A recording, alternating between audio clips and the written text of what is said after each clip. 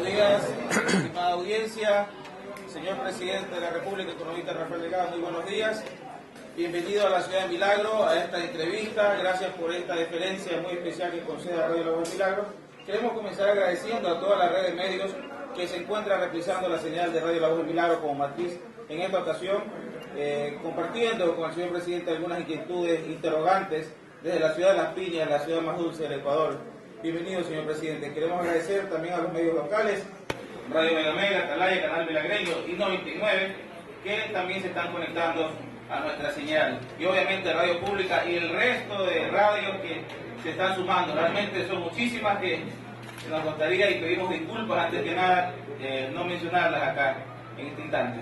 Agradecemos, señor presidente, realmente es importante la presencia de usted en esta ocasión. Como siempre, creo que es la primera vez que se registra que un presidente visita nuestra ciudad en más de 10 ocasiones, señor presidente, y eso nos halaga muchísimo, saber que usted comparte con la ciudadanía, con el pueblo, evalúa, hace diagnósticos personalmente incluso, un gesto muy importante. Queremos iniciar, señor presidente, porque bueno, viene un proceso electoral, las encuestas favorecen igualmente la posición vuestra. Ayer se inició la campaña electoral en la ciudad de Puerto Viejo, me parece, en los Reales Tamarindos. ¿Qué impacto tuvo este arranque dentro del movimiento vuestro? Bueno, primero, Renato, un fuerte abrazo, Wilson, de Radio Cadena Dial, Alberto de Radio 199, muchas gracias por la invitación y por todas las radios que nos retransmiten, creo que I99, ¿verdad? Tuve el mismo lapso que Renato, que me dijo presidente Rafael Delgado. Esa es la influencia de la prensa, esa es la influencia de la prensa mala fe, ¿no? Porque le roban la identidad a la gente. Ya no es Pedro Delgado, sino el primo del presidente, ¿no? Si Pedro Delgado hubiera ganado un Nobel, entonces ahí sí sería Pedro Delgado y no tiene nada que ver con el presidente. Bueno, pero no se preocupe, todo de repente nos ocurre cuando leemos esa clase de prensa. Deje de comprar esa prensa. En todo caso, muy contentos de estar aquí en Milagro. Primero, pues, un muy feliz año a todas y a todos. Siempre he creído que la suerte es un factor que juega en la vida. Y me he creído un hombre de inmerecida buena suerte. Pero sobre todo juega la actitud hacia la vida. Si tenemos una actitud positiva, de esperanza, que nos roben todo menos esa esperanza, 2013 con mucha probabilidad será un año extraordinario. Así que el más feliz de los años a todas y a todos. Y usted lo ha dicho, aquí estamos en Milagro. Bueno, qué bueno que haya venido más de 10 veces, yo creo que han sido muchas más. También es cierto que somos el gobierno más estable prácticamente del último siglo. Y eso no es malo, es bueno para el Ecuador, porque con eso se han podido hacer políticas de largo plazo. Y está lloviendo en Milagro, pero con lluvia y todo, después de esta entrevista, vamos primero puntual y segundo a tener la caravana del triunfo. Estrictamente hablando, ayer se inició la campaña en el sur de Quito, en el mercado mayorista, un acto muy sencillo, a las 6 de la mañana, simbólico para nosotros, ¿no? Emblemático, porque con los comerciantes informales, con aquella gente que vende su espalda, sus brazos cargando en ese mercado, muchos migrantes. Yo viví en Zumbao, ustedes saben, parroquia del Cantón Pujilí, provincia de La Tacunga, zona indígena, y mucha de esa gente migra a trabajar en el mercado mayorista de Quito. Quisimos empezar ahí con los más pobres, nuestra opción preferencial. Y de una caravana vía terrestre impresionante e intensa, ¿no? Quito, Tambillo, Aloa, Tandapia, Yuriquí, Santo Domingo, y pues de Santo Domingo del Carmen, Nuevo Israel, Las Delicias, que son recintos, comunidades, de ahí El Carmen, Chome, Canuto, Calceta, Tosagua, Rocafuerte, hasta llegar a Puerto Viejo. Súmele a eso unas 10, 12 paradas de gente que en la carretera nos esperaba, en cada sitio lanzar un discurso, por eso ustedes notarán porque ya estoy sin voz.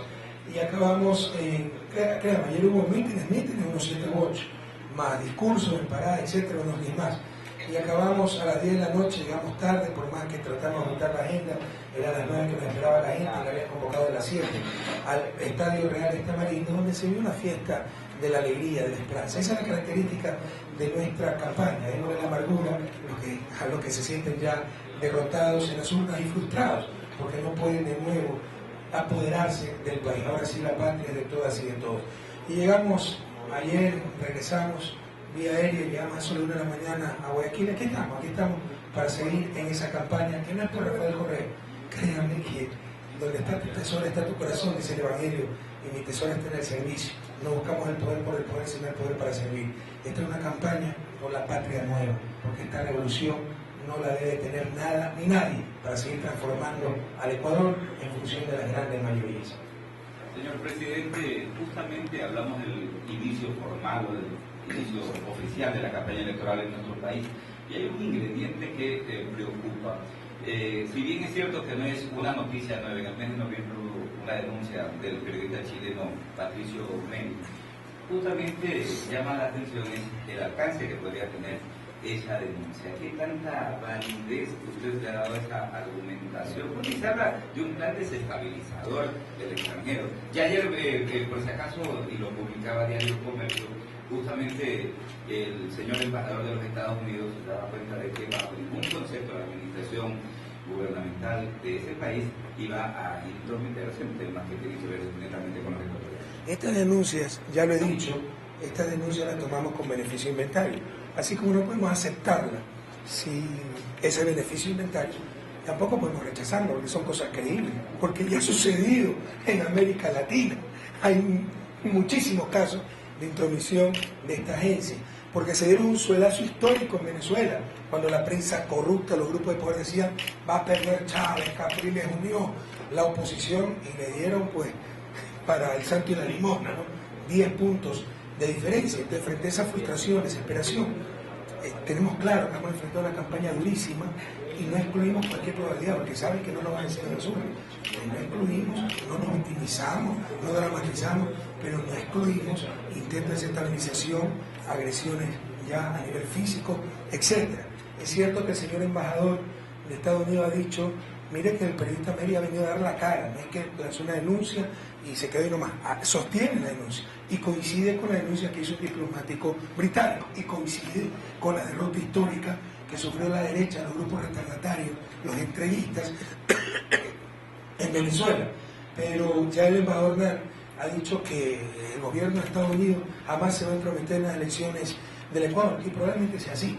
Lo que no dicen es que estas agencias tienen agenda propia, que ni se entere el presidente. No porque dude la capacidad del presidente Obama, porque así es.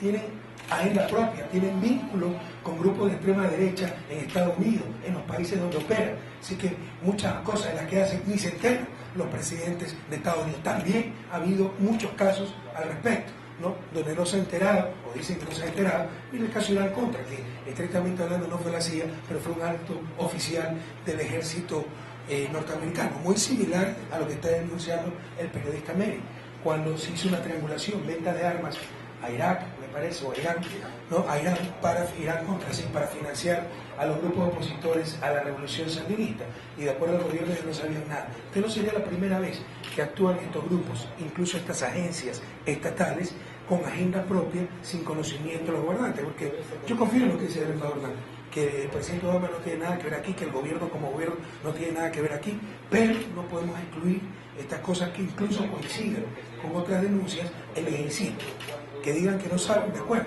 pero eso no implica que no exista el proceso, porque esta clase de agencias, particularmente la CIA, tiene agenda propia. Señor presidente, buenos días, ratificando el saludo de Milagro. La campaña electoral ha comenzado, el tema Pedro Delgado Campaña, expresidente del directorio del Banco Central, va a ser probablemente utilizado con mucha frecuencia. ¿Cuál es la posición suya?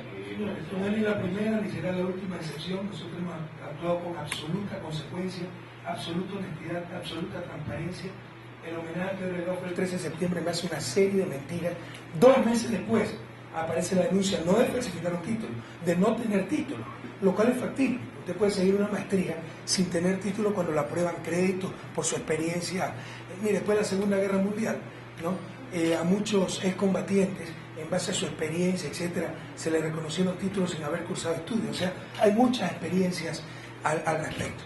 Pero esto sucede 2 meses después del homenaje. Ahora dicen que nosotros hemos hecho el homenaje, pese a que sabíamos que había falsificado el título. Entonces, esas son difamaciones. Bueno, no podemos esperar más de los buitres. Aquí el gran culpable es Pedro Delgado. Y la deshonestidad de Pedro Delgado no hace honesto a estos que mintieron. Mintieron con que se había comprado una mansión de lujo en Miami, con que había contratado 2 cajas de seguridad en Rusia, con que había viajado con Dussac a Irán. con que se había dañado el tobillo en una fiesta particular, en una hacienda incautada. La deshonestidad de Pedro Delgado no hace verdad a la mentira y no hace honesto a los mentirosos, no confundamos las cosas. Sin embargo, pues ha sido un gran fraude el que ha hecho Pedro Delgado, nosotros lo descubrimos y tendrá que responder ante la ciudadanía. Yo lo que le quiero repetir a la ciudadanía, no será la primera, recuerda el caso de Fabricio Correa, que empezó a insultar al gobierno y lo convirtió en actor político. Verán que si Pedro Delgado empieza a insultar al gobierno, dice que tiene cosas escondidas, verán que lo convierte en actor político también. No será la primera, y le aseguro por el contrario que tampoco será la última. No somos clarividentes, caras vemos, corazones no, podemos ser engañados, siempre actuando de buena fe, de transparencia, pero lo que nunca haremos es solapar esa falta de deshonestidad, solapar esa falta de transparencia, asumiremos responsabilidades y haremos que los culpables también la asuman. Señor presidente, su gobierno a través de la gestión educativa viene impulsando a todo nivel, secundario, superior, investigación, conocimiento, a presentarlo, promoviendo a través de universidades, creando otras, y entre ellas quizás el proyecto más importante, Yachay, la ciudad del conocimiento. ¿Usted nos podría resumir en breve de qué se compone este importantísimo proyecto? Mira, acabamos de recuperar el ferrocarril, que para nosotros es un proyecto tremendamente emblemático, se han gastado casi 300 millones de dólares.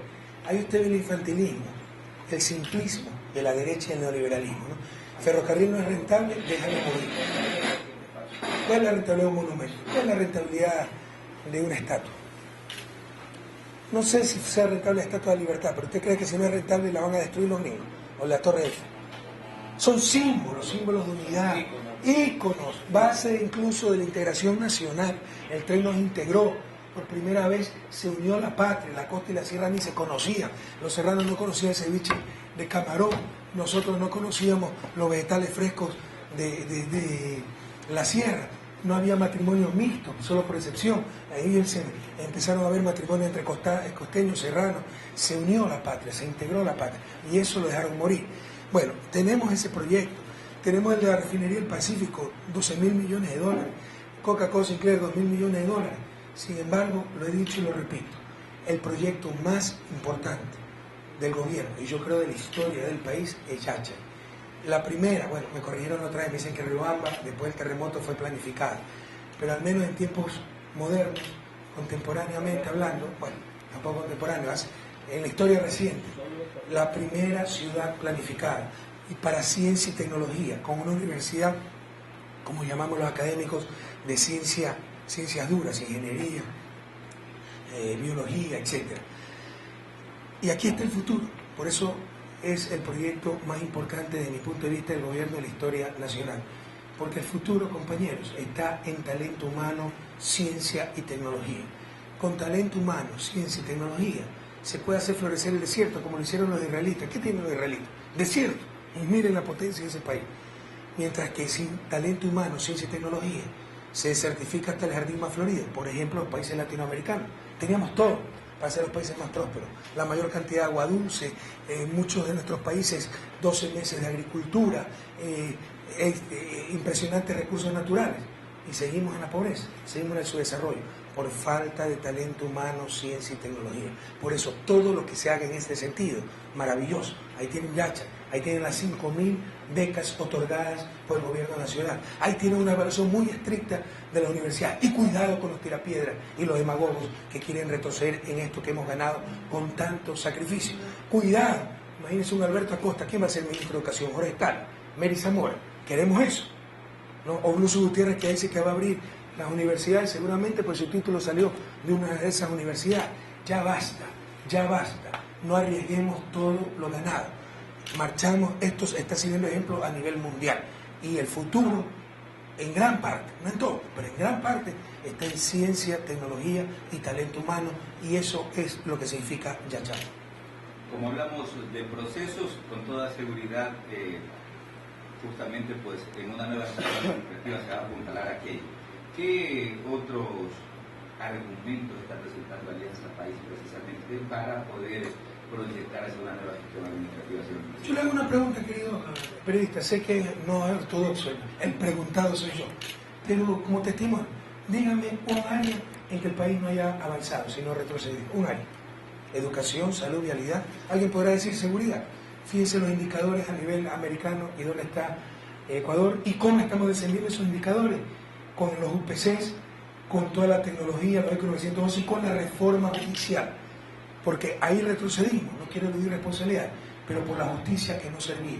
O ya nos olvidamos que hubo 4.000 caducidades de prisión preventiva, 95% de ellas en Guaya, y la expresidenta de esa corte, que era la peor del país, la más corrupta, la más ineficiente, está de candidata de un partido político. Así son de caretuco. Y recuerden de quién era botín esa corte, no de los partidos social cristianos. Pero en seguridad también estamos avanzando, estamos por debajo de los promedios de América Latina, muy lejos de gobiernos de derecha que piden visa, reprimen, etcétera, y tienen los peores indicadores de seguridad. Que en todas las áreas el país ha avanzado. En algunas 200 por hora, vialidad, energía, educación, en otras solo 50, agricultura, transporte, pero hemos avanzado. Y lo importante es seguir a esa velocidad, incluso en la que no avanzamos a la misma velocidad de la revolución en otras áreas, los 200 kilómetros por hora a la que me refería, bueno, hacer avanzar todas las áreas a ese ritmo porque el país no tiene tiempo que perder. El señor presidente de la República aquí en la ciudad de Milagro. Por si acaso, también hemos avanzado mucho en ética. Usted se acuerda de los escándalos que habían antes y cómo se trataban de tapar esos escándalos, los grandes negociados. Ahora, ¿cuáles son las grandes denuncias? Que un funcionario falsificó su título de economista, lo cual es grave, pero es una falta personal, pues no una falta de gobierno, y jamás tolerada. La otra acusación, un crédito mal dado, que también es grave, un crédito. ¿Cuántos créditos hubo mal dados en el 99? ¿Y acaso el Banco Cofié lo tenemos porque queremos tenerlo? Porque lo quebró el sector privado. La gente no es tonta, se da cuenta de los escándalos que quieren hacer de cosas que, si bien son importantes, no tienen nada que ver con la acción en general de un gobierno. Entonces, como no tienen argumento, tratan de hacer escándalo y show con esa falta. Algunas veces faltas individuales. Entonces, en honestidad, en la lucha contra la corrupción, también hemos avanzado muchísimo, a tal punto que nuestro sistema de compras públicas empieza a ser muy joven, ya es de los mejores de América Latina. Señor presidente, su candidato a vicepresidente, Jorge Glass, es identificado claramente como un técnico, un planificador. La vicepresidencia se ha caracterizado y ha sido su emblema en el aspecto social. ¿Cómo va a canalizar esta situación con el vicepresidente? ¿Cómo se va a repartir o se va a dividir o se va a dividir la En este gobierno, la vicepresidencia ha sido caracterizada por su función social, porque en los demás gobiernos se iban peleando y se olvidaron. Es que ya nos olvidamos, compatriotas. Es que aquí es palo porque boga, palo porque no boga. Además, la falacia, ¿no? Correa divide al país. No, comen cemento los grupos de poder que ya no pueden dominar este país. Pero si usted ve, ya el comando conjunto dura 2 años. Nunca en el siglo XXI, antes de nuestro gobierno, había durado 2 años. Comandante de policía dura 2 años. Ya no hay la pugna con la asamblea, que ahora son alzamanos. Cuando había pugna de poder. Ahora que no hay pugna, son alzamanos. Ahora que hay coordinación con otras funciones que dependen siempre, por ejemplo, financieramente del Ejecutivo, hay que coordinar. Correa quiere tomarse la otra función. Y con el vicepresidente, ya se olvidaron los vergonzosos episodios, Gutiérrez con Alfredo Palacio, Ándala con Rosalía, Maguá con Gustavo Novoa, que fue más tapiñado, pero resultó presidente de la noche a la mañana. Entonces ya hemos olvidado. ¿Y qué función tenía el vicepresidente que no sea estar decorado, estar pugnando, o como decía Velasco Ibarra, me parece, siendo un conspirador a tiempo completo?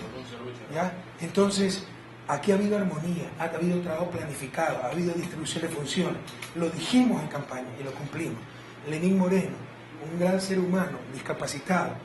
En este país no había violencia, pero resulta que a Lenín Moreno le metieron un balazo en su espina dorsal, me parece en el 2002, hace 10 años y un poco más, ¿verdad? Pero no había violencia, la violencia empezó con nosotros, de acuerdo a la prensa corrupta y a la oposición de siempre. En todo caso, ese extraordinario ser humano, discapacitado, le encargamos esa tarea de no dar dignidad, de devolvernos la dignidad, porque la que había perdido la dignidad era la sociedad maltratando a sus discapacitados. Devolvernos la dignidad atendiendo adecuadamente a los invisibles entre los invisibles, a los pobres entre los pobres, que eran nuestros discapacitados. Y ahora estamos a la vanguardia de América Latina.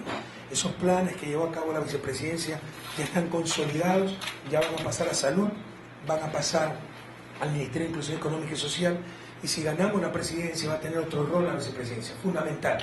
No nos engañemos, no caigamos en la demagogia. para poder mantener nuestras políticas sociales, entre ellas la de discapacitados. Necesitamos una base económica fuerte y fundamento de esa base económica son los sectores estratégicos. Hicimos un análisis muy profundo, muy serio y vimos, nosotros no queremos ganar la presidencia para calentar un puesto, pasar a la historia, para cumplir, para eso queremos, para sacar al país de la pobreza. Y vimos que el desafío de los próximos 4 años serán los sectores estratégicos para apuntalar la nueva economía del país y con ello esas políticas sociales. Sectores como petróleo, como minas, pero también telecomunicaciones, también tratamiento del agua, Senagua, también electricidad, matriz energética y también proyectos estratégicos como refinería, como astilleros, como siderúrgica, como Manta Manao, como la revolución vial en general. Y de todo esto se encargará el compañero Jorge Glass. Señor presidente, en el año 2007, en una entrevista concedida a Carlos Vega en esta emisora, usted hizo algunos ofrecimientos que por cierto se han concretado y más de la cuenta, pero uno de aquellos fue abrir una oficina del SECAP en nuestra ciudad. Se hizo aquello, se comenzó este proyecto, hoy se lo ha fortalecido, cuenta con unas oficinas más amplias, son alquiladas las oficinas al momento. ¿Qué posibilidades habría dentro del plan de fortalecimiento de esta institución en lo que tiene que ver con capacitación artesanal y en vista de la actual ubicación geopolítica de nuestra ciudad como sede de la región, prácticamente fortalecer a través de talleres áreas en ciertas especialidades para que el artesano pueda aspirar incluso a una mayor perfección y capacitación? Bueno, usted menciona a Carlos Vega, valga la oportunidad pues de donde se encuentre, agradecerle no su apoyo, porque no es que nos apoyaba, era un periodista objetivo, informado. No pude asistir a su sepelio como hubiera gustado, no recuerdo dónde estaba, pero vino el gobernador de ese entonces y desde ahí me parece que no he venido a la radio. Recuerdo que usted me decía, Renato, bueno, valga la oportunidad, esta entrevista, estos micrófonos para recordar a ese que considero un amigo querido, el periodista Carlos Vega, en el Día del Periodismo. Yo no creo mucho en esas cosas, creo que todos los días es el Día del Periodista, del árbol, del niño, del amor y la amistad, pero coincide con que hoy día se celebra el Día del Periodista. Recordemos a ese gran periodista que fue Carlos Vega. Y con respecto a la SECAP, mire, empecemos por el final, los nuevos locales. Recuerden que Milagro es sede administrativa de la quinta región, ¿no? Región que comprende la provincia del Guayas, excepto Guayaquil, Durán y San Borondón, ¿no? ¿Qué otras provincias son, Vivi, por favor? Los Ríos y Santa Elena, ¿no? Entonces, Milagro es la sede administrativa. Aquí se va a construir el asiento de esa sede administrativa con el concepto de centro de servicio ciudadano. ¿Qué es esto? Tenemos centros comerciales, y en volando en helicóptero vi tremendos centros comerciales, en buena hora la inversión privada. Tremendos centros comerciales, pero ¿por qué tienen que haber esas facilidades solo para negocios? ¿Por qué no para servicios públicos? Bajo ese concepto ya tenemos diseñado, ¿no? Los centros de atención ciudadana donde todo va a estar bajo el mismo techo. Oficinas de SECAP, SRI, Banco de Fomento, con escaleras eléctricas, climatizadas. Ya estamos haciendo esto, ¿no? Ya tenemos uno incluso en Salinas. Entonces, me parece que incluso ya tenemos el terreno aquí. Entonces, ahí va a estar las sedes de las diferentes instituciones públicas y muy probablemente del SECAP, no tal vez los talleres. Pero en cuanto a talleres, el fortalecimiento del SECAP, lo vengo a decir, el futuro está en talento humano.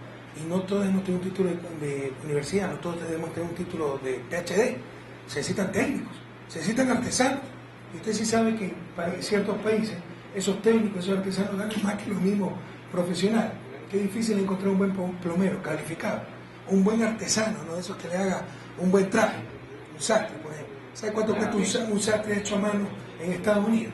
Esa gente gana cualquier cantidad, ¿no? Entonces, todo esto es talento humano. Y por supuesto, dentro de nuestra política de fortalecer el talento humano, fortaleceremos ese CAP y la capacitación, en este caso, para nuestros artesanos. Señor presidente, pasando a otro renglón muy importante también en el tema salud. ¿Qué tan satisfecho desde la óptica del gobierno se encuentra usted en lo que tiene que ver con avances?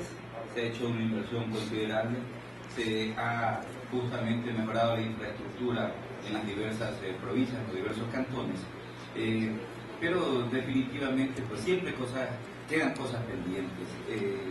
¿Qué nos puede decir al respecto? Hago una precisión, me informan que el SECAP ya tiene listas las oficinas para inaugurar en Milagro, frente al Colegio San José. Sí, exactamente. Para que vean que es muy coherente lo que digo, el apoyo al SECAP, que no va a estar en el Centro de Atención Ciudadana porque ya tiene sus oficinas nuevas. Eso recalcábamos, señor presidente, que ha sido fortalecido en comparación con el anterior, pero que falta el pronto. Claro, y falta mucho, como nos faltan muchos colegios. ¿Saben cuántas unidades educativas públicas hay? 19.000. Hemos arreglado 5.000, 6.000, pero faltan 13.000, y esa es la que saca la prensa. Entonces, y ellos no hicieron nada, los anteriores gobiernos. En todo caso, algo similar en salud. Una de las cosas que más ha costado es enderezar ese Ministerio de Salud. Eso estaba repleto de corrupción, del sindicalismo, pero dañino. Nosotros apoyamos el sindicalismo. No hay gobierno que haya aprobado más organizaciones laborales que este gobierno. Vean la estadística, el Ministerio de Relaciones Laborales. Pero había ese sindicalismo dañado, manejado por el MPD, los tirapiedras, que se apoderó de instituciones del sector público y no defendían derechos laborales, sino imponían abusos. Y nosotros no vamos a estar con los abusos de nadie. Peor si atentan contra el bien común. Nos olvidamos, milagreños, guayacenses, ecuatorianos, de todos los paros que habían cada año en salud. Ya nos olvidamos. De los paros que había en educación. ¿Hace cuántos años no tenemos eso? Y hay gente que quiere volver a ese país, extraña ese país, porque hay gente que vive del conflicto, así lucraban, así chantajeaban, distorsionaban. No había sistema para entrar a la docencia. Ah, ¿quiere entrar a la docencia? Mándame este billete. Incluso, en caso de mujeres, otras cosas pedían, ¿verdad? Y algún día hagamos una investigación de eso para que den los testimonios ciertas profesoras de lo que, porque nunca pueden acceder a nombramientos cuando estos procesos eran manejados por los tirapiedras, que quieren dar clases de moral, buenas costumbres, son los más grandes cínicos, porque son corruptos en esencia, además de ser ignorantes, ¿no? Como un ojo de escala, etcétera. Pero en todo caso, hemos avanzado y mucho, pero obviamente falta mucho por hacer. O sea, estas cosas son procesos, 6 años, nosotros no empezamos de cero, empezamos de bajo cero. Y un proceso de desarrollo no dura 6 años, proceso más rápido, en dictadura incluso. Singapur, Corea del Sur, duraron 25, 30 años, además con todo el apoyo de los Estados Unidos por intereses geoestratégicos frente a China, etc. Nosotros, pues, solo con nuestros propios pies en democracia, tenemos que hacerlo mejor y más rápido. En 6 años hemos avanzado muchísimo. Ahí está el hospital de Milagro, nuevo, es espectacular, y me dicen que está funcionando bastante bien. En todo caso, tenemos que completar la red de salud y en eso estamos trabajando. Los problemas han sido múltiples. Vayan a ver lo que pasaba en el hospital Guayaquil. Pululaban farmacias alrededor del hospital y había toda una mafia dentro del hospital Guayaquil que se robaba la medicina y la vendían al frente y vendían esas farmacias, medicina robada. Corruptos los dueños de esas farmacias, corruptos esa mafia en el hospital Guayaquil. Y cuando lo sacamos, ahí les puedo mostrar la carta de la dirigencia sindical reclamando por qué lo sacamos. Contra todo eso hemos tenido que luchar, pero estamos venciendo y seguiremos adelante. La salud ha mejorado radicalmente. Les puedo dar ejemplos. No había un tomógrafo en todo el sistema de salud público, ahora tenemos docenas. No había un mamógrafo. Un tomógrafo sí le puede costar $1 millón tal vez. Un mamógrafo cuesta $80.000. No es que no había plata, no había corazón. Es la principal, sirve para detectar la principal causa de muerte de la mujer ecuatoriana, una de las principales, que es el cáncer de mama. Bueno, no había uno en el sector público. Como usted bien dice, al inicio teníamos ese problema. O se dañaba el tomógrafo del Vaca Ortiz. ¿Y a dónde mandaban a los pacientes? Al frente, a la clínica San Francisco. Ya hemos expropiado esa clínica para evitar esas coincidencias, entre comillas. Entonces, contra todo eso hemos tenido que luchar. Y eso era manejado por los tirapiedras. Y quieren volver al poder. Qué descaro, ¿no? Qué cinismo. En todo caso, ha mejorado indudablemente, dramáticamente la salud pública, pero así, de igual manera, indudablemente, es mucho lo que falta por hacer. Por si acaso, no tenemos especialistas, estaban fuera del país, ya están regresando. Y eso nos debe llenar de alegría. Ya regresamos más de 1 centena y esperamos que en los próximos meses regresen 500, 600 más. Un par de amigos de Chile que han regresado ya. Gracias por ratificar. Yo lo he visto. Antes salía la gente por falta de trabajo. Capacidad humana, no me gusta el término capital humano, talento humano. ¿Sabe cuánto le costaba al país formar un pediatra? $50.000. Y esa era la torpeza del neoliberalismo. Desertaba el Estado de sus funciones, no había salud pública, esa persona no encontraba trabajo, iba a ofrecer sus servicios a Chile, a España, países más desarrollados que Ecuador, cuando Ecuador había invertido decenas de miles de dólares en formarlo. Eso era subsidiar a los países más desarrollados, no a los pobres. Esa era torpeza del neoliberalismo. Y hay gente que quiere que regresemos a esa época, a despertar al pueblo ecuatoriano. Ni un solo voto para esa gente. Usted acaba de darle una noticia formidable a los milagreños, acaba de despejar una incógnita también en torno a la Milagro como sede administrativa de esta región. Realmente era una pregunta que teníamos planteada, usted ya la... Pero sí, así estaba establecido desde el inicio, ahí no había ningún cambio. Siempre tenemos novedades, aquí se expropió inclusive un terreno ya para la construcción. Es que me parece que ya está el terreno. Esto debía estar terminado en diciembre, pero no sé por qué razón esto se diluyó.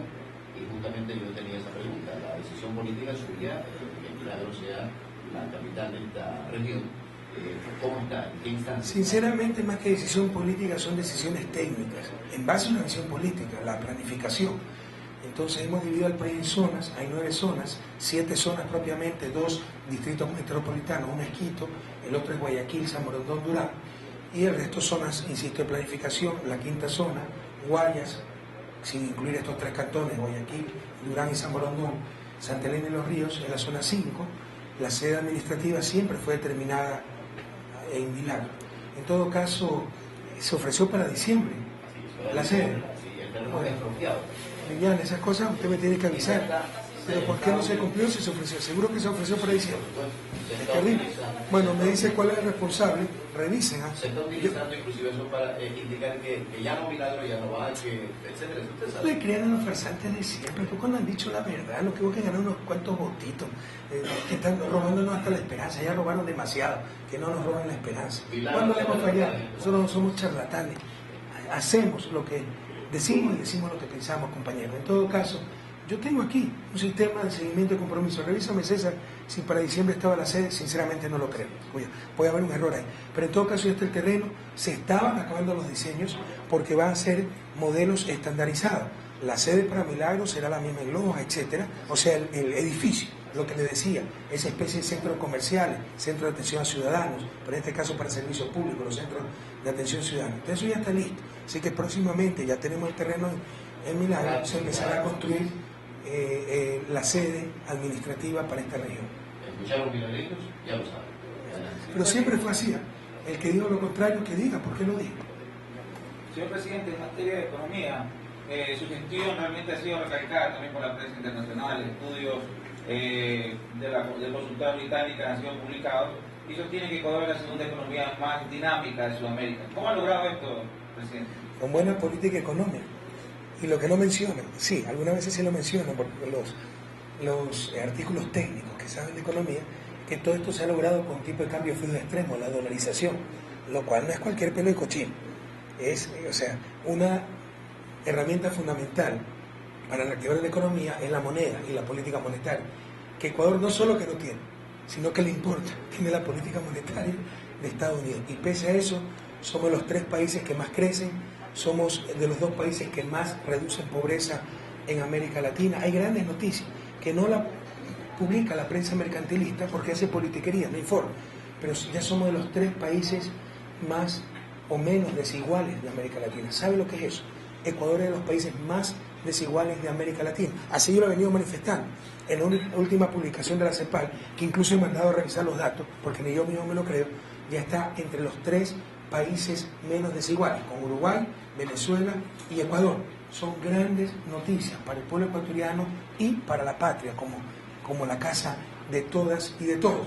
Eso lo reconocen publicaciones honestas, internacionales, lo reconocen instancias técnicas, no políticas como la Comisión Económica para América Latina.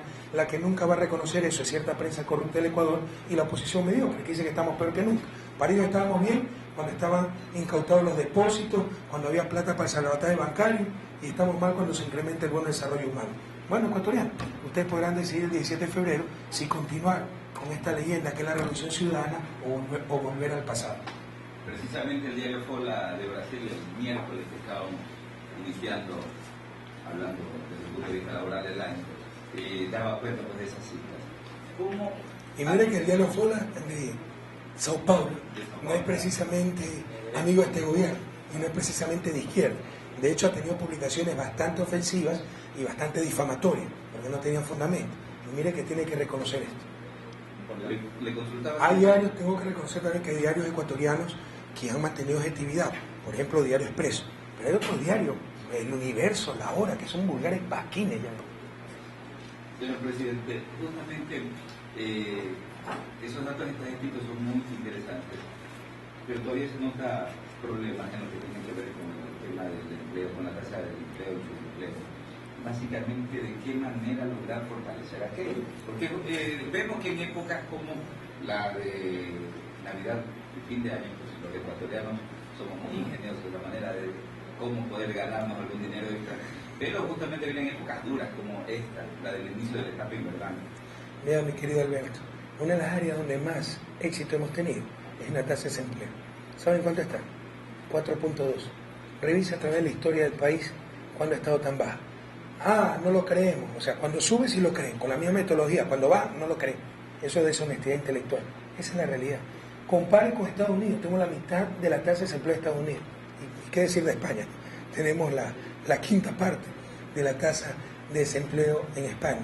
El problema del Ecuador siempre ha sido el subempleo. Por primera vez en historia, los ocupados plenos es más del 50% de la población económicamente activa, es decir, la población en voluntad y capacidad de trabajar. Históricamente, la ocupación plena, es decir, con beneficios laborales estables, sueldo mínimo, ha sido 40%. Siempre ha sido más subocupación y desempleo que ha llegado 14-16% en la crisis bancaria, y que hubiera continuado a esos niveles. Disminuye, no porque se reactiva la economía, porque la gente empieza a salir, y con eso disminuye la fuerza laboral. ¿Sí me explico? ¿Cómo se mide el desempleo? Desocupados sobre total de fuerza laboral. ¿Ya? No es que disminuyó el numerador, los desocupados, no, disminuyó el denominador, la fuerza laboral, porque salió del país. Prohibido olvidar, ecuatorianos, jóvenes queridos, sobre todo universitarios, bachilleres, prohibido olvidar. Revisen la cifra. Modestia aparte, revisen mi libro si quieren. Ahí está. No lo compren, vayan a una biblioteca o sáquenle copia, lo importante es que lo lean. En todo caso, tenemos unos éxitos enormes. Y todo esto se ha logrado destrozando la economía ortodoxa, que decía que para aumentar empleo, hemos creado como 200.000 puestos de trabajo, que para crear empleo había que disminuir salarios reales, lo hemos aumentado, había que dar flexibilidad laboral, entre comillas, es decir, explotación laboral, tercerización, contrato por hora, lo hemos eliminado. No había que dar derechos laborales como afiliación al Seguro Social, ahora se afilia al Seguro Social, es decir, mejorando salarios reales, pero sustancialmente. Tenemos los mejores salarios reales de la región. Es uno de los factores para disminuir pobreza y desigualdad, dicho ese paso. Con todos los derechos laborales, respetando la estabilidad del trabajador, con todo aquello, ya hemos generado empleo. Tenemos de las tasas de desempleo más bajas de la historia del país y más bajas de la región. Solo nos gana Guatemala, me parece, en tasa de desempleo más baja. Y el subempleo, por primera vez, el empleo pleno, la ocupación plena, es más del 50% de la fuerza laboral. Pero ¿eso qué significa? Pero es que, ¿por qué se manipula? Porque ese 4.2%, verifícame la cifra, es 4.2, 4.6, 4.6, ¿verdad? ¿Ya? Pero es que creo que bajó en la última medición, revisa. Pero trabajemos con el 4.6, trabajemos con 5%. La fuerza laboral son casi 5 millones. Entonces, 5%, ¿ya? Significa 250.000 personas. Entonces, siempre va a encontrar un desempleado, alguien que se queje. Pero ahí están las cifras. Es como criminalidad.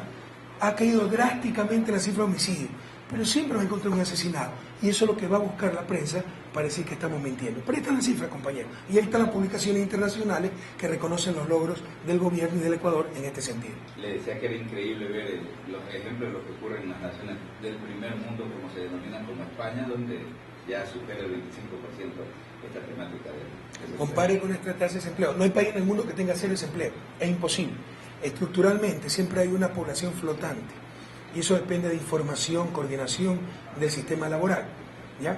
Normalmente se consideraba que ese desempleo estructural, lo que se llamaba el desempleo friccional en economía, era 4%. Hay países que en tiempos recientes han reducido esa tasa por mejores sistemas de información. Bielorrusia tiene 0.5% de desempleo. Hay que ver cómo lo miden, ¿no? En todo caso, no hay país que pueda tener 0% de desempleo. Usted siempre va a encontrar un desempleado, y si tiene una prensa que busca hacer política con mala fe y no informar, siempre le va a sacar ese desempleo en primera página para decir que el gobierno está mintiendo. Yacha para Imbabura, yacha para Ecuador, yacha para el mundo. La comunidad universitaria está consciente de su responsabilidad que debió haberla tenido desde siempre y ahora la está asumiendo con esta propuesta suya.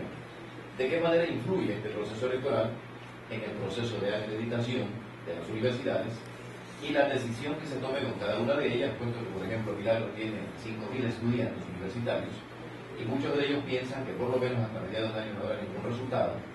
Además, ¿bajo qué términos se realizará esta acreditación en consideración de que se están categorizando las mismas como universidades de investigación, de docencia, etc.? Aquí, compañeros, ¿saben lo que nos estamos jugando? Nos estamos jugando el futuro. Aquí no puede haber politiquería, no puede haber sensiblería barata, de que, o sea, si se cierra una universidad de pésima calidad, los estudiantes van a tener que ir un poquito más lejos, porque el plan de contingencia fue tremendamente exitoso. 95% de los estudiantes de universidades cerradas pudieron completar su carrera en la propia universidad sin aceptar más matrícula o en otras universidades. Y el 5% que no pudo no es que no pudo, no quiso. Pero en todo caso, compañeros, aquí nos jugamos el futuro. Sin buenas universidades no habrá desarrollo. Y el mal mayor, o sea, nosotros no es que estamos creando un problema, estamos solucionando. Los que crearon los problemas fueron los politiqueros. Ahí sí alzamanos que por componendas aceptaban cualquier cosa como universidad, porque las universidades se aprobaban por ley. Vaya, vea, muchos de esos politiqueros alzamanos que tienen títulos de esas universidades chimbas, que no servían para nada. Entonces, el verdadero problema era eso, tener universidades entre comillas que no lo eran, y estafar a los estudiantes, porque muchas eran privadas, casi todas, y cobraban miles de dólares a los estudiantes. Estamos resolviendo un problema, no creándolo, no se dejen engañar. Aquí, independientemente del gobierno que venga, ustedes saben lo que dicen las encuestas, pero nunca me gusta ser triunfalista. Por el contrario, ¿no? Compito contra 7 binomios y todos dicen que están en la segunda vuelta. O sea, algunos están mintiendo. Todos dicen que están en la segunda vuelta, para que vean cómo no miente. Yo no me creo ni en la segunda vuelta ni en la primera vuelta. Vamos a trabajar como que si no tuviéramos un solo voto. Pero en todo caso, independientemente del gobierno que venga, aquí no podemos aflojar, como dicen hoy. No podemos retroceder. Yo vengo a la academia, conozco lo que digo. He enseñado en muchísimas universidades del país, en universidades de Europa, de Estados Unidos. Y les puedo decir, con conocimiento de causa, que Ecuador tiene de los más bajos niveles universitarios de Sudamérica. Y eso no lo vamos a solucionar con charlatanería, con politiquería, sino con medidas académicas adecuadas, entre ellas la evaluación y acreditación de las universidades, para que los jóvenes, los padres de familia, la ciudadanía tengan información. Esta universidad es categoría A, voy a tratar de traer. Esta es categoría B, C, D, etc. ¿Verdad? Pero, ¿quiénes tienen miedo a la información? Los mediocres. Vamos a seguir con el proceso de evaluación y acreditación de universidades en caso de seguir como gobierno. Pero, sinceramente, esto debería ser política de Estado. Independientemente del gobierno que venga, debe continuar por esta línea. Se ha avanzado mucho y es irresponsable querer retroceder después de tanto sacrificio y tanto esfuerzo.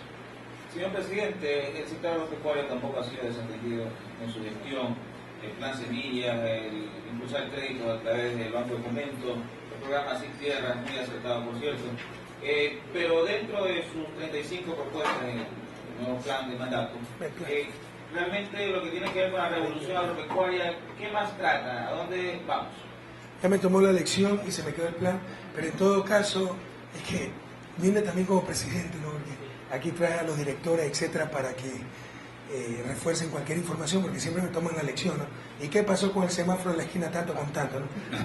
Bueno, en todo caso, es una muy buena pregunta, porque creemos que tenemos una gran deuda aquí, lo decimos en el plan de gobierno. O sea, hemos avanzado, usted lo ha dicho, no hemos retrocedido en el sector agrario, pero no hemos tenido una revolución agraria. Y revolución, que no es como se creía antes la reforma agraria, repartir tierras, acceso a la tierra, también es eso. Pero no nos engañemos, ese no es el principal problema de nuestra agricultura.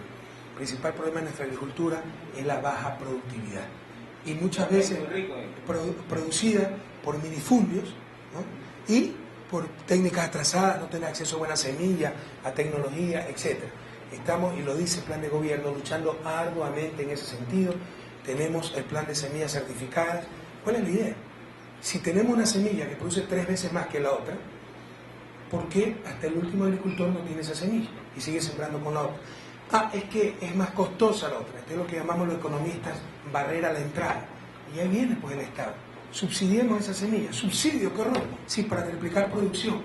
Y luego se genera un círculo virtuoso, porque con esos excedentes puede comprar semillas certificadas para la siguiente cosecha y esa persona va a salir de la pobreza.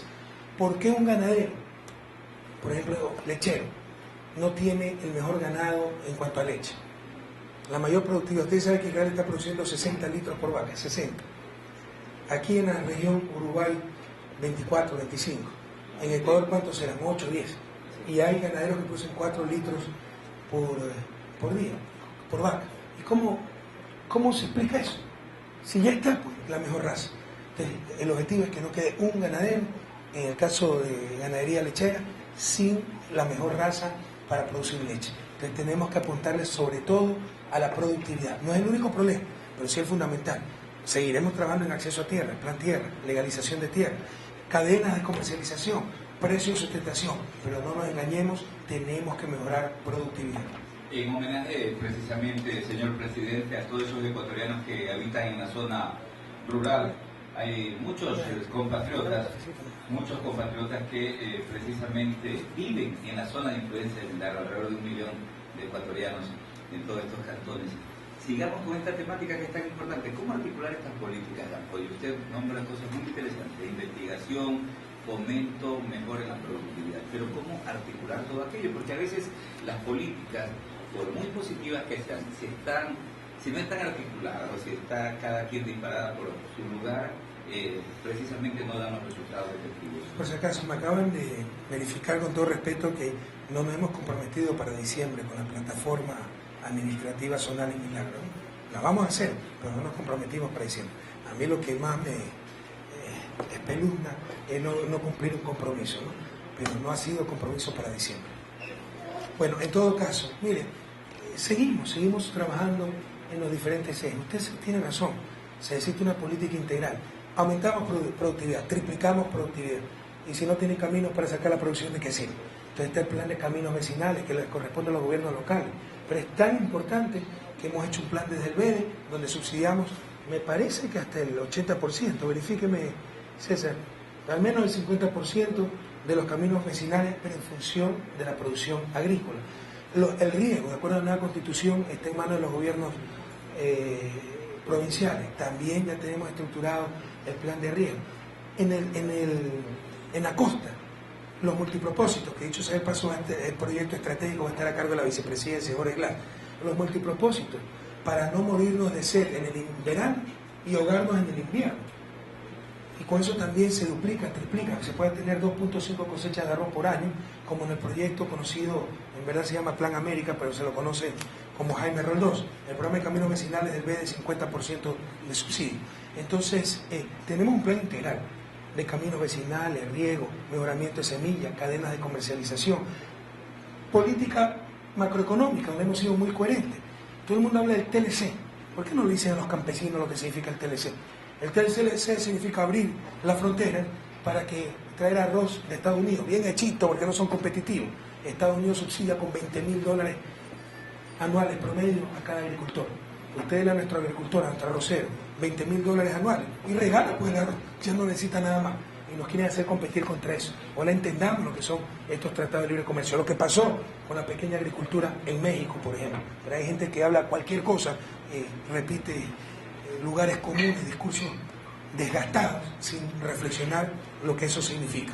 Entonces se trata de un plan integral que lo estamos llevando a cabo. Política económica, no se necesitan recursos, decisión política, como su nombre le indica, y eso lo hemos hecho. Pero hay cosas que implican muchos recursos. ¿Sabe cuánto se requieren caminos vecinales? Como barato, $10.000 millones. En riego, los multipropósitos. Ya hemos empezado 4. Está el multipropósito Chone, está Dauguín, que es espectacular. Está el Buluca, Bulbulo, Cañar y involucra Milagro también. O sea, son tantas cosas que hay un mito urbano que tengo buena memoria, ¿no? Yo tengo Alzheimer avanzado, ¿no? Bueno, por eso siempre traigo a los directores. Pero el Bulubulo y el Cañar, ¿no? Bulubulo, Naranjal y Cañar, ¿no? ¿Ya? Y tenemos por ahí 2 más que ya van a empezar, ya están los estudios. Y unos 12 más que están estudiándose todavía. Eso cambia la realidad, sobre todo, esto es para Sierra y Costa, pero sobre todo en la costa ecuatoriana, ¿no? Va a aumentar muchísimo la productividad, va a servir para control de inundaciones, para riego, etcétera. Pero todo esto cuesta miles de millones de dólares. Y reflexiones milagreñas. reflexiones ecuatorianas. Por ahí hay candidatos que dicen que van a rebajar los impuestos en 2.000 millones. Y no los impuestos para los pobres. ¿Qué impuestos pagan los pobres? El IVA tal vez, que lo pagamos en las transacciones. ¿Pero qué otro impuesto pagan los pobres? Impuesto a la renta se paga el que gana más de $10.000 anuales. Quieren eliminar el impuesto a la salida de divisas. ¿Quién de los que me escuchan ha pagado impuesto a la salida de divisas? Los que pagan ese impuesto son los especuladores financieros, los que juegan con capitales entrando y saliendo del país, la especulación financiera que hemos querido evitar. Y esos son los banqueros. Entonces quieren beneficiar su bolsillo y para eso perjudicar al país, porque todas estas obras para salir de la pobreza, sobre todo en el sector agrícola, cuestan miles de millones de dólares, y hay responsables que dicen reduzcamos impuestos para los ricos. No, en toda sociedad que quiere salir adelante, el más rico debe pagar más impuestos. Si yo soy presidente, continuaré con eso, duela a quien le duela. El único presidente de la República que le ha razonado. Es que recibe mal. Chongón San Vicente está siguiéndose multipropósito, Daule Vinces, Bulubulo Cañar Naranjal es uno solo, o son tres. Es que es Buluca y uno, ¿no? Que es Bulubulo Cañar. Bueno, verifícame esta, pero yo les puedo mandar esa información. Son 4, 2 ya se están construyendo, 2 están por construirse y en total son 12 más que se están acabando los estudios que transformará la realidad, sobre todo en la costa ecuatoriana. En esas zonas de influencia podemos sacar 2.5 3 cosechas de arroz por año. El único presidente de la República que le ha hecho razonar a la ciudadanía del país sobre la verdad del supuesto pago que se hizo a los acreedores de la banca cerrada es Rafael Correa, cuando públicamente reconoce que lo que se pagó era 5 veces menos de lo que la gente tenía ahorrado por esto del cambio del dólar. En torno a eso, ¿qué posibilidad existe en reconocer valores reales de estas creencias o por lo menos una parte con un tope máximo de estas creencias para honrar realmente los ahorros perjudicados, especialmente de jubilados, de personas que realmente tenían necesidades inmensamente grandes? Bueno, perdón que me haga propaganda, pero todo eso está en mi libro, con cifras. Se llama Ecuador de Banana República, porque siempre fuimos una república bananera, pero lo que se hizo en época neoliberal fue tan criminal que nos convirtieron en nada, en una república. Se destrozó al país, se destrozó la cohesión social, la confianza mutua, los elementos que constituyen una nación. Usted lo dijo, cuando nos congelaron los depósitos en marzo del 99, estos que andan ahora defendiendo la libertad y todas esas cosas, ¿no? Como que si uno no la defendiera. Pero ¿qué era libertad? Que no me incauten por mi depósito. Y los incautaron sin el menor asco cuando fue a salvar a su bolsillo.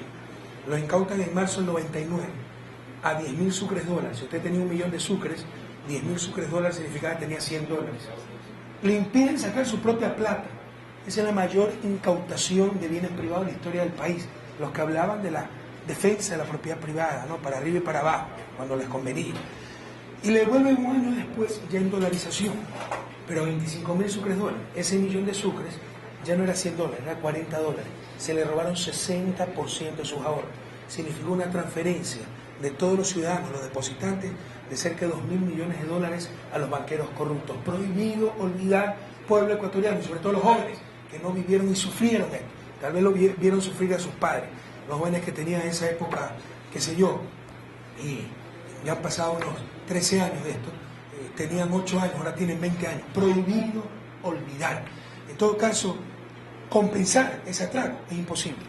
Pero al menos si hemos recuperado, ¿no? Y hemos recuperado los niveles, incluso mejorado los niveles de antes de atraco bancario, por ejemplo, en pensiones jubilares, que fueron pulverizadas durante la dolarización.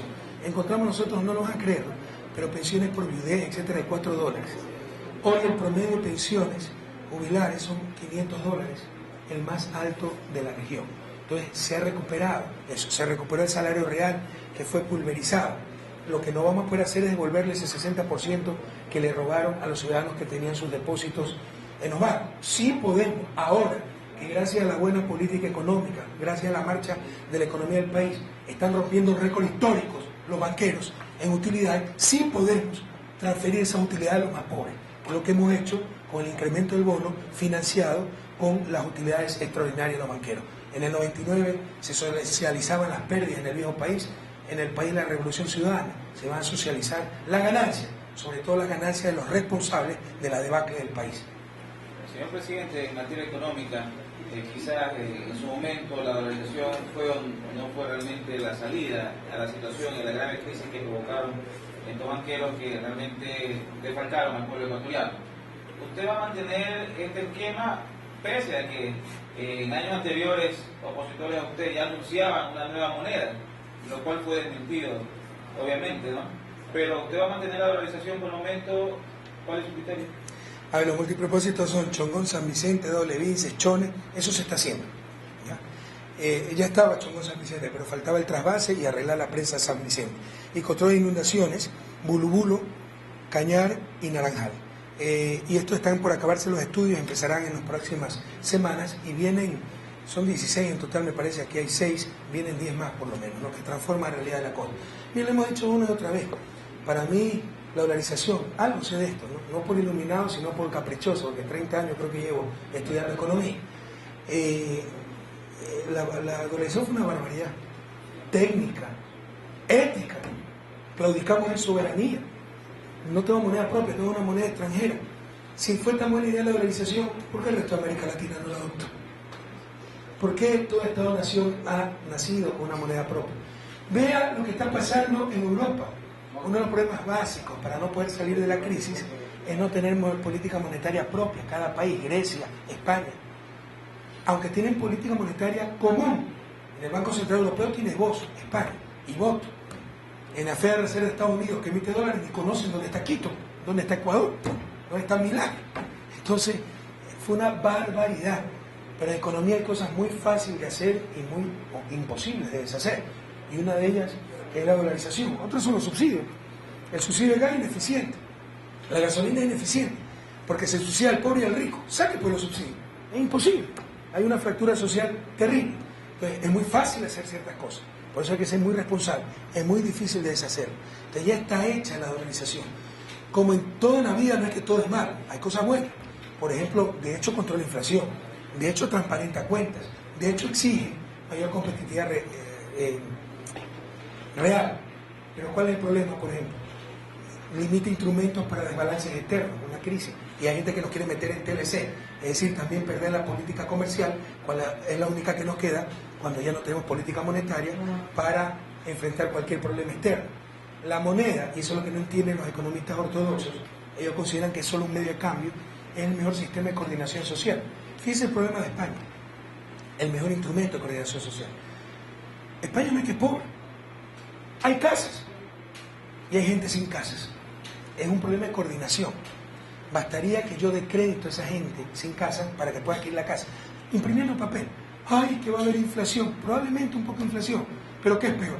Gente sin casa y casa sin gente, el sector real perjudicado. Entonces, todo eso es la moneda. Bueno, todo eso los entreguistas, alegremente, después de la crisis, sin hacer un mea culpa, porque la crisis fue culpa de la corrupción política. Acuérdense la Constitución del 98, con su transitoria para el salvataje bancario, transitoria 42ª, también está en mi libro. Acuérdense de la ley AED, etcétera. Todo preparado para el salvataje bancario, ¿no? Fue fruto de la corrupción política y del entreguismo del gobierno y del Banco Central de ese entonces. En todo caso, ya está hecho. Y salir de la dolarización sería un suicidio social. Todos ellos tenían en dólares. No, pues todos ellos sí, a tiempo sacaron sus depósitos y todo, ¿no? Entonces, esa es otra cosa chistosa, ¿no?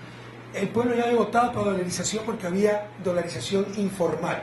Claro, pues con el terrible manejo monetario. Ahora resulta que son los campeones de la democracia. Bueno, votemos, o sea, hagamos los impuestos voluntarios para ver quién paga impuestos. Verá que el país quiebra y todos vamos a estar peor porque nadie le va a pagar impuestos. Absurdo. Para eso es la macroeconomía, porque la lógica micro difiere de la lógica macro. Lo que es bueno para la gente, para la parte, no es bueno para el todo. Pero explíquele pues todo eso a los iluminados de ese entonces, ni entienden lo que estamos hablando.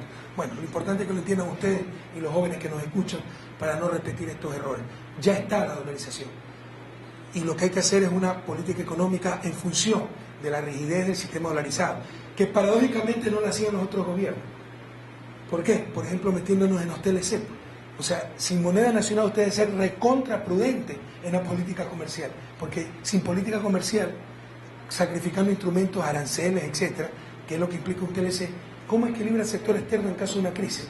Entonces, este gobierno ha hecho esa política acorde a la dolarización. Diversificación de exportaciones, fomento de exportaciones, sustitución de importaciones. ¿Cuántos miles de millones de dólares nos va a ahorrar la refinería? Porque vamos a dejar de importar crudo. Las hidroeléctricas, porque las termoeléctricas ya no importan diésel, perdón, refinería por dejar de importar gasolinas, y las termoeléctricas por dejar de importar diésel.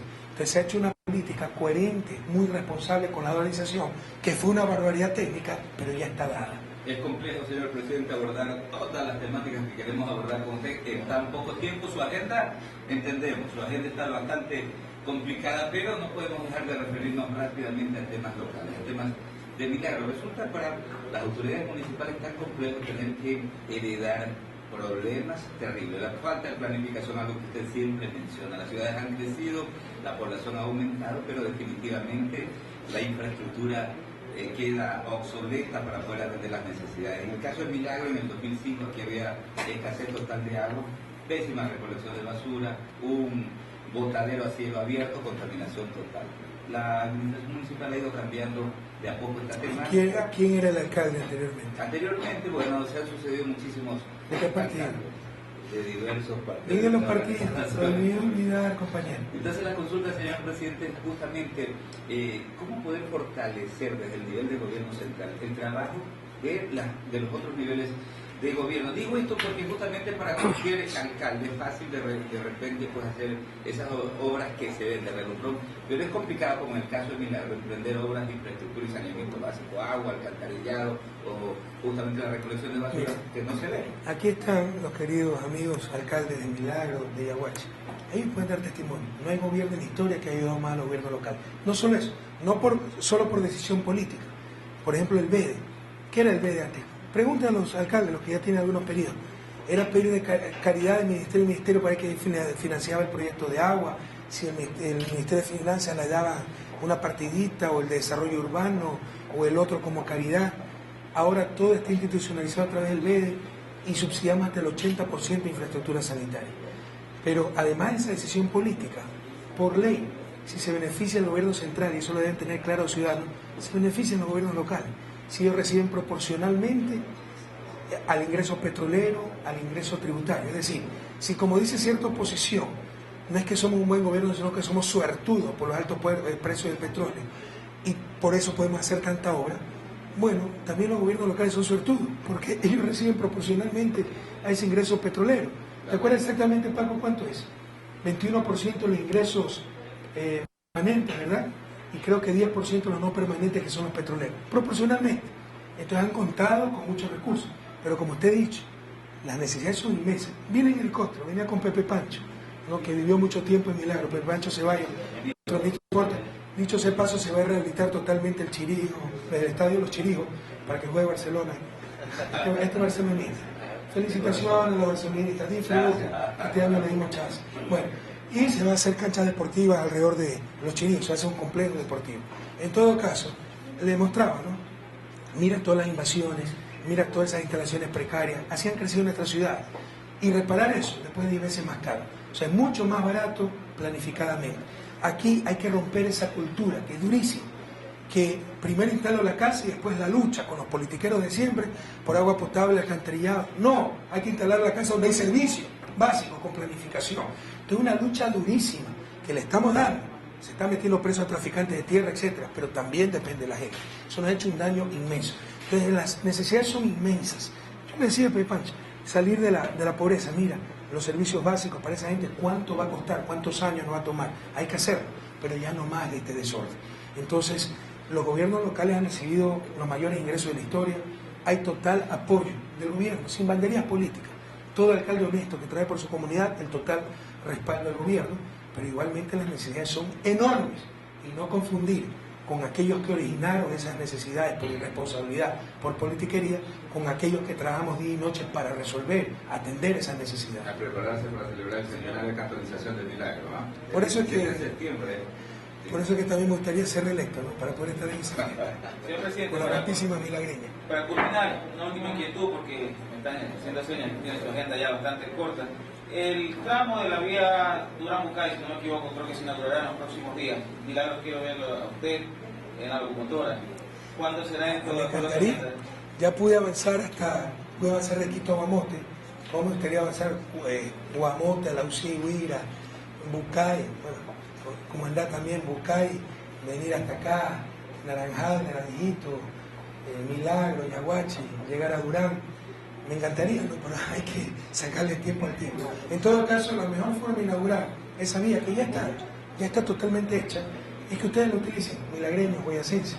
Así que viajen en tren, disfruten ese tren, el tren de Alfaro, que ya tal vez no es el más difícil del mundo, pero sigue siendo el más hermoso del mundo. Bien, agradecemos al señor presidente por su presencia. No hay problema. Pero aquí está el gerente de la empresa de ferrocarril. ¿Cómo? No sé si tenga algún detalle adicional. ¿Ya hay recorridos normales o no? La vía ya está arreglada, pero hay que hacerlo más rápido ya el servicio, ¿no? Para que... Hasta Yaguachi estamos operando normalmente y entramos a Milagro ya con el convenio con el Ministerio de Educación, empezamos a trabajar ya con las escuelas y los colegios de aquí de Milagro. Y hasta Bucay, ¿cuándo hay tren, cómo diríamos, rutinariamente? Hasta Bucay, ¿cuándo hay tren rutinariamente? Nosotros ya empezamos con este proyecto cotidianamente hasta Bucay con los estudiantes. Cotidianamente, perfecto. Ya está la vía Durán hasta Quito. Lo que no necesariamente existe tren porque hay que crear la demanda. Entonces la estamos creando primero con estudiantes de colegio, ¿no?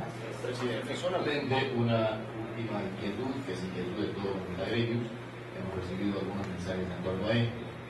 Luego de 50 años, Milagro ha podido, bajo un mandato como una oferta que hubo aquí en Milagro en su presencia, la construcción del alcantarillado pluvial y sanitario para nuestra ciudad en su primera parte.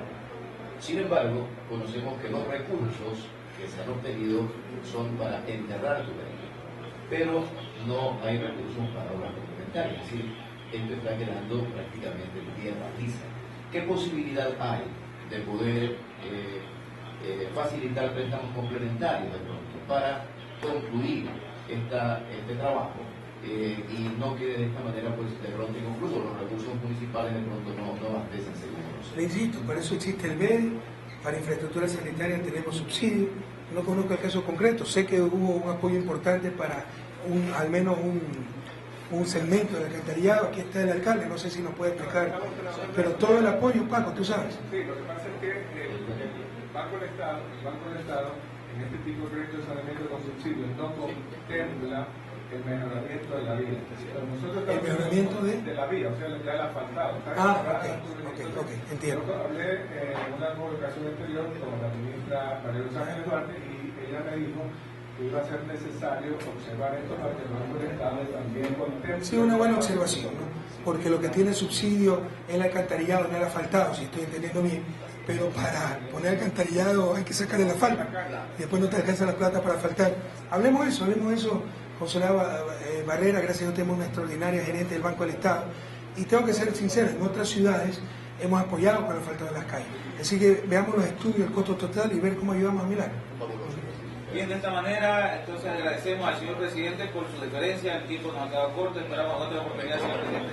Seguir dialogando asimismo a las emisoras que se han enlazado, hay 99, Canadial, Radio Mega Mega, Atalaya, Canal Milagreño y el resto de emisoras del país y la región. Muchísimas gracias, muy buenos días y hasta pronto.